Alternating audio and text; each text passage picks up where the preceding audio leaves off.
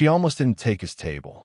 That one small decision, a coin flip, a tired shrug, a last-minute schedule swap, would have kept her life exactly as it was. Ordinary, invisible, safe. But Naomi Carter did take his table. And nothing after that was ever the same. If you've ever made one choice that unraveled everything, stay with me, because this story is going to hit different. Drop a comment and tell me where you're watching from. Now, let's get into it. Naomi had been on her feet for 6 hours straight. The kind of tired that lives behind your eyes and pulls at the small of your back. Aurelius, the most quietly prestigious restaurant in all of Washington, D.C., was packed on a Tuesday night, a thing that still surprised her, even after 2 years of working its polished floors. She moved between tables like water through stone. Efficient, graceful, unnoticed. That was the job. That was survival. She was 26, paying off her mother's medical bills one shift at a time, finishing a graduate degree in behavioral psychology on weekends, and eating leftover bread rolls in the break room because the staff meal was always gone by the time she clocked in. She was not the kind of woman who looked for trouble. She was the kind of woman trouble somehow always found anyway. The man at table 9 arrived at 8:47 p.m. No Sebastian, no Campanian, no Josetastion. He simply walked in, and the entire room reorganized itself around him without knowing why. Conversations dropped half a register. The hostess, a woman who flirted with everyone, went professionally still. Even the pianist in the corner seemed to lose his rhythm for exactly 2 beats before recovering. Naomi noticed all of it. That was her gift and her burden. She noticed everything. His name, she would later learn, was Marcus Elias Holt. But that night, she knew nothing except the way he moved, like a man who had never once in his life been in a hurry because the world had always been willing to wait for him. He was tall, broad-shouldered, dressed in a charcoal suit that had clearly been made for his body specifically. Dark skin, close-cut fade, jaw sharp enough to cut glass. He sat down, placed his phone face down on the table, and opened the menu as though he were reading classified documents. Naomi exhaled once. Then she picked up her notepad and walked over. "Good evening. Welcome to Aurelius." Her voice was steady, professional, the voice she used when she needed to disappear into the role.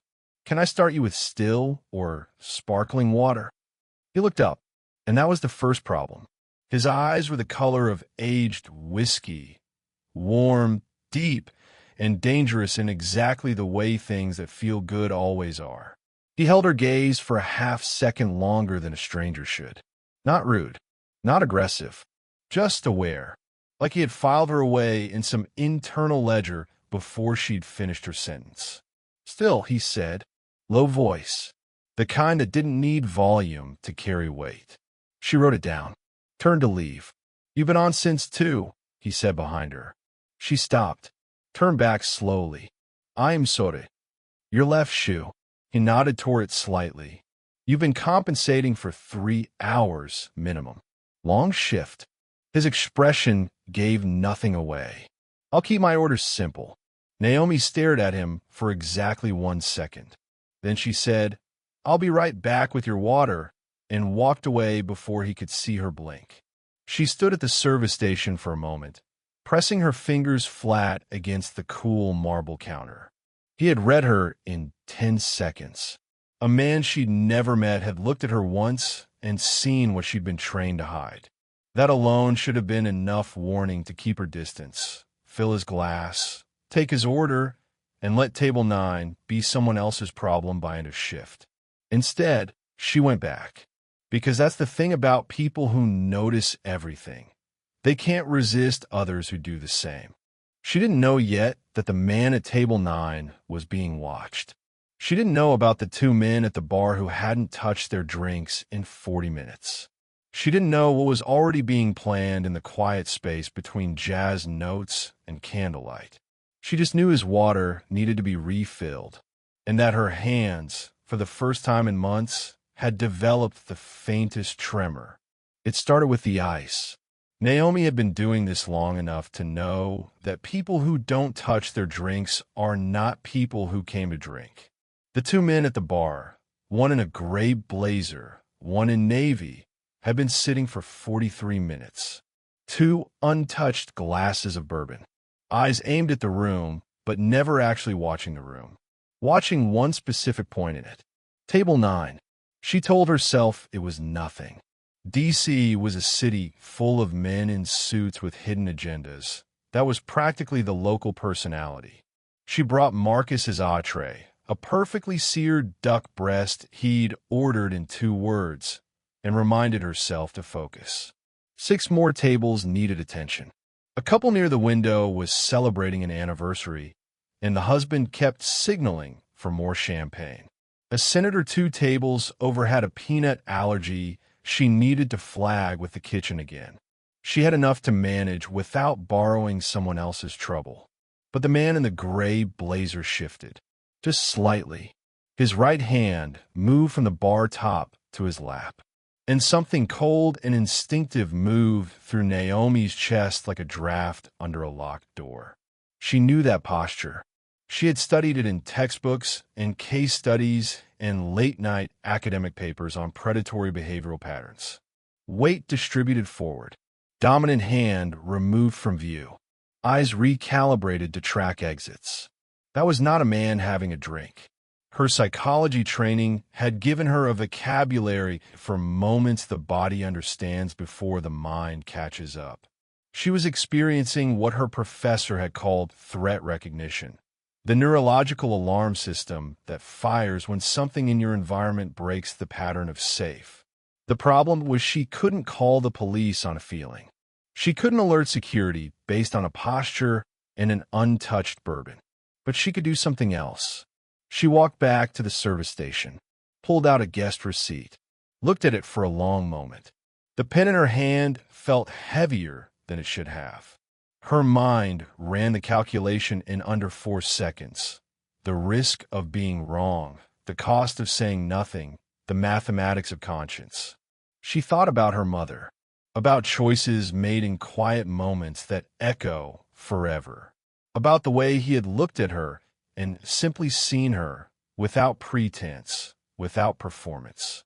She wrote 7 words. "You're being watched. Leave now. Trust me." She circled them twice so they couldn't be missed. Then she folded the receipt into the leather bill presenter, walked to table 9, and set it down beside his unfinished glass with both hands. "Whenever you're ready," she said. Her voice held perfectly. Their fingers didn't touch this time. She made sure of it. She walked away without looking back and spent the next 90 seconds reorganizing a condiment station that didn't need reorganizing because her legs needed something to do while her heart beat entirely too fast. Then she heard the chair move. She glanced up through the mirror behind the bar. Marcus had opened the presenter. He was reading. His expression did not change. Not a flicker, not a flinch, but his right thumb pressed once against the edge of the receipt, slow and deliberate, the way a person confirmed a message received. He closed the presenter, sat down, reached for his water, took one calm sip, and then without a single visible change in his posture or pace, he stood, buttoned his jacket, and moved toward the rear hallway with the unhurried ease of a man stepping out for air. The 2 men at the bar registered his movement 6 seconds later. Gray blazer nudged navy blazer. They both stood, and then everything happened very fast. A third man Naomi hadn't accounted for, seated in a booth near the emergency exit, hidden behind an open newspaper, rose to cut off the rear hallway. But Marcus was already gone. Not running, just gone, as though the building had swallowed him cleanly. Gray blazer's jaw tightened. Navy blazer pulled out his phone. The third man came back into the dining room empty-handed, and something shifted in the atmosphere of Aurelius, the particular stillness that follows a failure.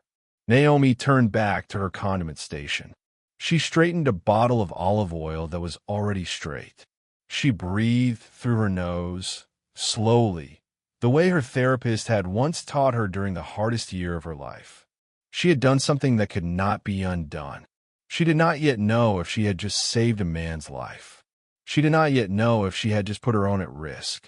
What she knew, the only thing she knew, was that the receipt was gone from the presenter. He had taken it with him. She expected police tape, or silence, or the particular absence of something that tells you the worst has already happened. What Naomi Carter did not expect, walking into Aurelius the following Thursday evening, was a single white envelope sitting in her employee locker with her name written on it in handwriting so controlled it looked architectural. She held it for a moment before opening it. Inside was a card. No lettería, no signature. Just one line in that same precise hand. You didn't have to. Thank you. Beneath the words, a single press gardenia, still faintly fragrant. The kind of detail that couldn't be bought in bulk or delegated to an assistant. Someone had chosen it specifically. Someone had stood in a florist shop or a private garden and decided that a gardenia, and not a rose, was the right thing. Naomi sat down on the break room bench and pressed the card flat against her thigh. She was a behavioral psychologist in training. She knew the anatomy of a calculated gesture. She also knew, with the precision of a woman who had spent years studying the difference, that this wasn't one. There was no strategy in a gardenia. There was only attention, and attention, she had learned, was the most dangerous gift a person could receive. She tucked the card in her bag, put on her apron, and told herself that was the end of it. It wasn't. He came back that same night. Table 9, 8:47 p.m. Same stillness, same suit in a different color. Midnight blue this time.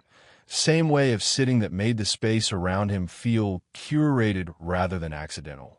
The restaurant reacted to him again the way it had before. That subtle, involuntary reorganization. Naomi felt her supervisor's eyes on her back as she approached his table. She felt the awareness of every other server on the floor. She felt, most inconveniently, her own pulse. "Still water?" she asked. "You memorized my order." Not a question, a quiet acknowledgement, delivered with the faintest curve at the corner of his mouth that wasn't quite a smile, but was close enough to dismantle something in her composure. "I memorize every regular's order," she replied evenly. "It's part of the job." "I've been here once," Marcus said. A beat of silence settled between them like something placed there on purpose. "Then you made an impression," Naomi said, and walked away before the warmth rising in her face became visible. She managed 4 tables, 2 drink refills, and a complicated dessert order before she had to pass table 9 again. He was eating with the same focused economy he seemed to apply to everything. No wasted motion, no distraction. But as she passed, he spoke without looking up. "The man in the gray blazer," he said quietly. "He won't be back." She slowed but didn't stop. "I don't know what you're talking about." "I know," Marcus said. And something in those 2 words told her that her denial was not only accepted but expected, that he understood her need to hold the distance between them, and that he would respect it. For now, she served out the rest of her shift with professional precision, and if she glanced at table 9 more than necessary, she told herself it was situational awareness. Occupational habit, nothing more. But when she cleared his table after he left, she found 2 things. A tip that was 3 times the bill, folded with the geometric exactness she would come to recognize as distinctly him. And beneath it, a second card. Same handwriting. One question. "What made you trust me enough to warn me?" Naomi stood at table 9 for a long moment, the card in her hand, the restaurant humming around her like it had no idea what was happening. She thought about all the sensible, measured, psychologically sound reasons to put the card down, walk to the break room, eat a leftover bread roll, and let whatever this was dissolve before it became anything. She thought about all of that. Then she tucked the card into her apron pocket and carried it home. She answered him. She told herself it was clinical curiosity, the kind of honest self-deception that intelligent people are particularly skilled at performing. She wrote her response on a bar napkin, tucked it into the leather presenter the following Thursday, and set it on table 9 before he even arrived. When he sat down at 8:47 p.m. exactly and opened it, she watched from the service station as he read. His expression stayed composed, but his hand, that controlled, deliberate hand, still completely for 3 full seconds over the napkin. Her answer had been, "I didn't trust you. I trusted what I saw. There's a difference." He ordered his meal. He ate without rushing. When she came to clear his espresso, he said simply, "Come back here when your shift ends." "I'll wait." "That's not appropriate," Naomi said. "I know," Marcus replied. "Come anyway." She told herself for 40 minutes that she wasn't going to. And then her shift ended, and she found him standing at the edge of the restaurant's private courtyard, a narrow, lamplit space lined with boxwood hedges and iron chairs that Aurelius reserved for private events. He had coffee. He had gotten her one too, with oat milk, which she had never told him she preferred and which turned out to be exactly how she took it. She didn't ask how he knew. They sat across from each other in the amber quiet, and for the first time since any of this began, Marcus Elias Holt looked like a man who was somewhere he had chosen to be rather than somewhere necessity had placed him. "You studied me," Naomi said. "Not accusatory, just precise. I wanted to understand the person who saved my life," he answered. "I circled 7 words on a receipt. That's not saving a life. That's a reflex. Most people's reflexes are to look away." His eyes held her steadily. "Yours isn't." She wrapped her hands around the warm coffee cup. "What do you do, Marcus?" The question landed between them with full awareness that they both understood what it was really asking. His jaw moved slightly. Something behind his eyes considered and weighed and decided. "I manage complex assets for private interests," he said. "Some legal, some in gray areas that require significant discretion. And the men at the bar, competitors who decided acquisition was simpler than negotiation." Naomi absorbed that. Her behavioral psychology training had given her a precise vocabulary for what she was doing: threat proximity assessment, risk-to-reward modeling, boundary calibration. What none of her textbooks had accounted for was sitting in a courtyard at 11 p.m. with a man whose life she'd accidentally altered, feeling less afraid than she probably should and more seen than she had in years. "Why did you come back?" she asked. Marcus set his coffee down. He looked at her with the particular directness of a man who had decided honesty was the only currency worth spending. "Because I have spent a significant amount of my life surrounded by people who want something from me, and I cannot stop thinking about someone who helped me and clearly wanted nothing." The lamp above them cast warm gold across his face. Somewhere beyond the courtyard wall, DC moved through its nighttime rhythms, sirens, car doors, the distant percussion of the city living. In here, it was quiet enough to hear the truth. "I'm not a safe person to be curious about, Naomi." "I know," she said. "You should end this conversation and not come back to my table." "Probably," she agreed. "A beat. Then, are you going to?" She looked at him, at the careful composure and the weight beneath it, at the man who had read her tired feet in 10 seconds and remembered she took oat milk without being told. "No," she said quietly. "I don't think I am." He didn't smile, but something in the architecture of his expression shifted, the way a building looks different when a light comes on inside it. They sat in that courtyard until midnight, and what happened in the space between them was not dramatic or sudden. It was slow and deliberate and entirely mutual. The kind of beginning that doesn't announce itself. The kind that you only recognize in hindsight, when you're looking back at the exact moment everything changed. Neither of them reached for the other. But when Naomi finally stood to leave, Marcus stood too, and he walked her to the street without being asked, without explanation, and without a word, because some things don't require them. What she didn't know was that 40 feet away, a black sedan had been parked since 10 p.m., and the man behind the wheel had taken 12 photographs. The photographs were delivered to her apartment door on a Sunday morning in a plain manila envelope with no return address. 8 glossy prints. The courtyard, the coffee cups, the way Marcus had walked her to the street, the way she had looked back once before turning the corner, a moment so private she hadn't even been fully conscious of it herself. Beneath the photographs, a single typed line, "Stay away from him. This is the only warning you'll receive." Naomi sat on her kitchen floor with the envelope in her lap for a long time. She was not naive. She had grown up in a neighborhood in New Haven, Connecticut, where threat was a language you learned to read before you learned cursive. She knew the weight of a warning versus the weight of a bluff. She knew the difference between a message meant to frighten and a message meant to inform. This one was both.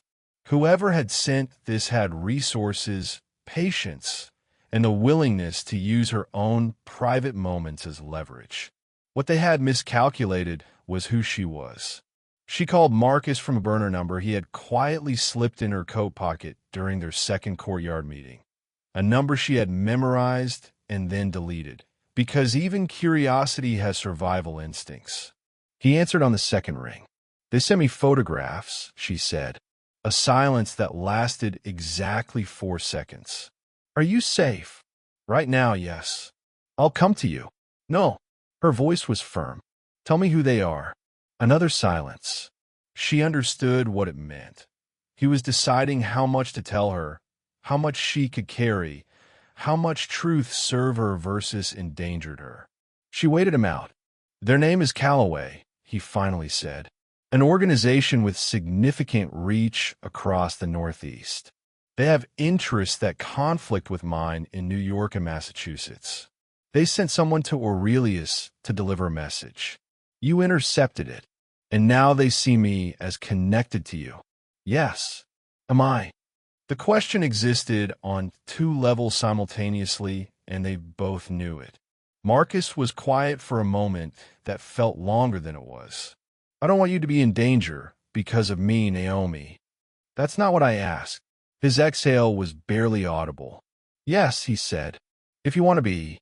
She looked at the photographs spread across her kitchen floor, at the image of herself looking back around a corner, at the woman in the picture who had made a choice she couldn't unmake. "Then you need to tell me everything," she said. "Not what you think I can handle. Everything." He came to her that evening, not dramatically, no convoy, no security theater. Just Marcus in a dark coat with 2 coffees and the particular expression of a man preparing to show someone the parts of himself he kept locked behind the competence and the composure. They sat at her small kitchen table, and he told her about the Callaway family's expansion into D.C., about the deal that had broken down, the asset they both wanted, the escalation that had sent 2 men to Aurelius with something more permanent than a message, about the network he operated within, not cartels, not street violence, but the invisible financial architecture of men with too much money and too little accountability. He told her about his younger brother, James, who had been used as leverage 2 years ago, about the choice Marcus had made to get him back, about the cost of that choice and the world that had locked him inside. He didn't perform any of it. He didn't ask for absolution.